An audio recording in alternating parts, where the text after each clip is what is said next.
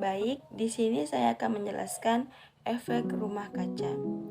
Efek rumah kaca adalah kemampuan atmosfer untuk mempertahankan suhu udara panas yang nyaman dalam perubahan nilai yang kecil.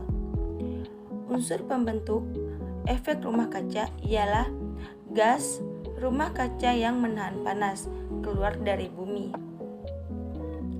Selanjutnya, penyebab efek rumah kaca. Penyebab efek rumah kaca terjadi karena adanya peningkatan konsentrasi gas CO2 yang sering disebut dengan karbon dioksida dan gas-gas lainnya yang ada di atmosfer. Peningkatan gas CO2 ini disebabkan karena banyaknya pembakaran bahan bakar seperti minyak, batu bara, dan bahan bakar organik lainnya yang melebihi kemampuan tumbuhan dan laut untuk menyerapnya. Baiklah, saya akan menjelaskan dampak efek rumah kaca. Yang pertama, ketahanan pangan terancam. Produksi petani tanaman pangan dan perikanan akan berkurang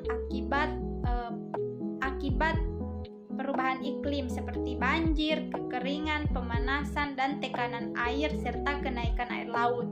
Yang kedua, dampak lingkungan.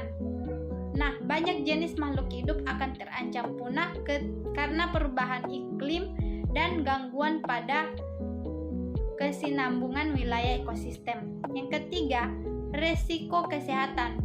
Nah, cuaca yang sangat ekstrim dapat mempercepat penyebaran penyakit baru dan memunculkan penyakit yang lama.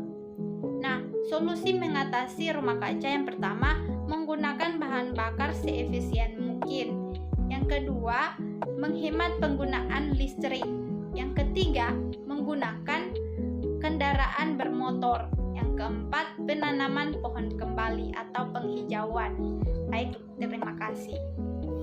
Nama saya Sutasi Manggoka, saya perwakilan dari kelompok 3 atau pemateri terakhir tentang global warming atau pemanasan global. Jadi pemanasan global adalah meningkatnya suhu rata-rata di permukaan bumi sebagai akibat dari peningkatan jumlah emisi gas rumah kaca di atmosfer.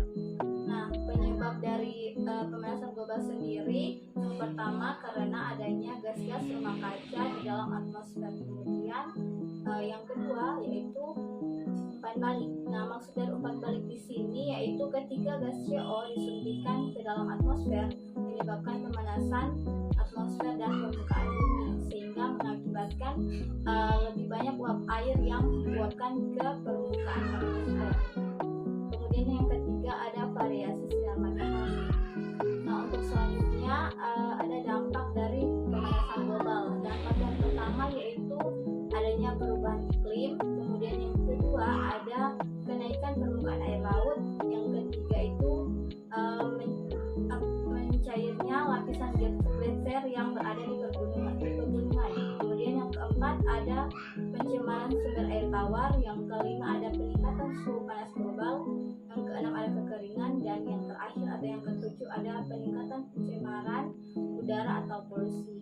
Nah, untuk solusinya sendiri dari global warming atau pemanasan global ini ada 6. Yang pertama itu ada reboisasi atau penanaman hutan kembali atau penghijauan. Kemudian yang kedua itu ada menggunakan angkutan umum. Jadi sebaiknya kita lebih banyak menggunakan angkutan umum agar menghindari pencemaran udara atau polusi. Kemudian yang ketiga, kita tidak menebang pohon secara sembarangan, baik itu di hutan maupun di pekarangan rumah. Kemudian yang keempat yaitu menghemat energi dengan menggunakan energi listrik misalnya dengan seefisien mungkin. Kemudian yang kelima dengan membangun rumah dengan ventilasi yang cukup. Kemudian yang terakhir yang keenam yaitu menanam pohon di pekarangan rumah. Baik, mungkin itu saja materi dari saya. Wassalamualaikum warahmatullahi wabarakatuh.